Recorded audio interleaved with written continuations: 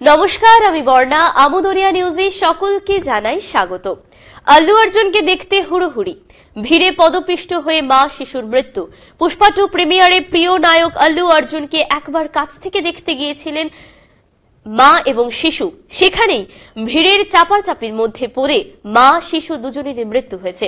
বুধবার রাতে হায়দ্রাবাদের একটি থিয়েটার হলের সামনে এমন মর্মান্তিক ঘটনা ঘটেছে। আজ বৃহস্পতিবার সারা দেশে মুক্তি পাচ্ছে পুষ্পা 2।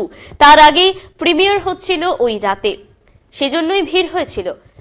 সেখানেই ছেলেকে নিয়ে দাঁড়িয়েছিলেন প্রায় 38 বছর বয়সী মহিলা। হঠাৎ ধাক্কাধাক্কি শুরু হয়, তার কারণ সেই মুহূর্তে আল্লু অর্জুন গাড়ি থেকে নামছিলেন। ভিড়ের মধ্যে নিচে পড়ে যান মহিলা এবং তার শিশুটিও। পদপিষ্ট হয়ে দুজনেরই মৃত্যু হয়। আসছি পরবর্তী খবরে। স্কুলের ঘর থেকে উদ্ধার শিক্ষকের দেহ খুনের অভিযোগ। শিলিগুড়ি লাগোয়া ইস্টার্ন বাইপাসের ফারাবাড়ি নেপালি বস্তি এলাকার স্কুল ঘর থেকে এক শিক্ষকের দেহ উদ্ধার হয়েছে। মঙ্গলবারের ঘটনা। শিক্ষকের নাম সৌরভ রায়, বয়স 32। তিনি ওই স্কুলেই পড়াতেন। ওই দিন স্কুলে গিয়েছিলেন তিনি। খুব স্বাভাবিকভাবে বাড়ি না ফেরায় বাড়ির লোকজনের দুশ্চিন্তা হয় এবং স্কুল কর্তৃপক্ষকে ফোন করেন তারা। স্কুল থেকে জানানো হয়েছে তিনি স্কুল থেকে বেরিয়ে গেছেন।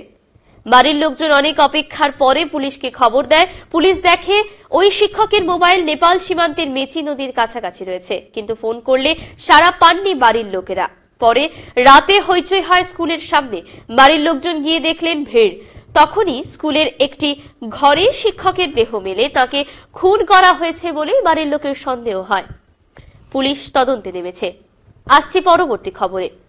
অসমে হোটেল তো বটে, প্রকাশ্যে গোমাংস খাওয়া নিষিদ্ধ করল রাজ্য সরকার। অসমে হোটেল, রেস্তোরাঁ ও প্রকাশ্যে গরুর মাংস খাওয়ার উপর নিষেধাজ্ঞা জারি করল রাজ্য সরকার। অসমের মুখ্যমন্ত্রী হিমন্ত বিশ্বকর্মা বুধবার এই ঘোষণা করেছেন। মুখ্যমন্ত্রী জানান, রাজ্য মন্ত্রিসভার বৈঠকে এই বিষয়ে সিদ্ধান্ত নেওয়া হয়েছে। গরুর মাংস খাবার বিষয়ক বর্তমান আইন সংশোধন করা হয়েছে। এতদিনে অসমে মন্দিরের 5 কিলোমিটারের মধ্যে গরুর মাংস পরিবেশন বা খাওয়ার উপর নিষেধাজ্ঞা ছিল। এই মুহূর্তের শেষ খবর। টি20 ক্রিকেটে বিশ্ব রেকর্ড করল বরোদা টিম। হার্দিক পান্ডিয়া ও কৃণাল পান্ডিয়ার দল বরোদা ক্রিকেট টিম টি20 ক্রিকেটে বিশ্ব রেকর্ড গড়ে ফেলল। বৃহস্পতিবার সিকিমের বিরুদ্ধে সৈয়দ মুস্তাক আলী ট্রফির ম্যাচে 20 ওভারে 5 উইকেটের বিনিময়ে 349 রানের ইনিংস গড়ে তোলে বরোদা।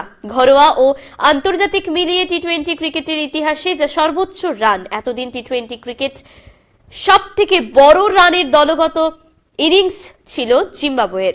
গাম্বিয়ার বিরুদ্ধে 4 উইকেটে 344 রান সংগ্রহ করেছিল তারা।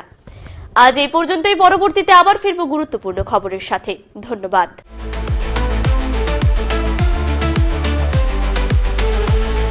আমুদরিয়া news, voice of the marginal.